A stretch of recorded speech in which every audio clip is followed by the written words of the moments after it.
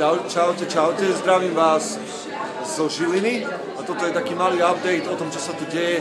Možno, že tu uvidíš nejakých slávnych a známych ľudí a možno, že nejakých neznámych ďalších. Čiže sme v Žiline v tréningovom centre Kompas a trénujeme tu, respektíve sa rozprávame o tom, ako by mohla vyzerať služba tínedžerom, služba mladým ľuďom a premýšľame nad tým, čo je dobre robiť a čo nie je dobre robiť. Čiže sa tu máme veľmi dobre, je to pre nás veľmi prospešné a som tu veľmi rád s celým tým tímom, sú tu fajn ľudia. Tam je pani riaditeľka napríklad.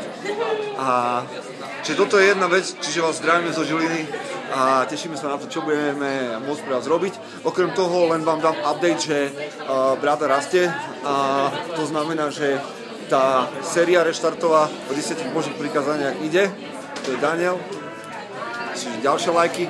A čo je ďalšia vec? Ďalšia vec je, že pre tých, ktorí ste na mládeži starší a chodíte do Crossroadu, chystáme pre vás jednu šupovú, jednu bombu a akciu, ktorá sa bude opakovať.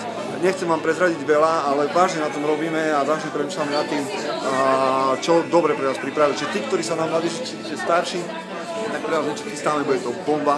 To je ďalšia vec. Tretia vec, niektorí sa pýtate na zabijaka bohov, či to budem točiť ďalej a že by ste chceli ďalšie diely o tom, kto, čo a aké sú dnes božstva, tak budem to točiť ďalej, len trošku neostáva času, ustojí spontánne a tam je partia.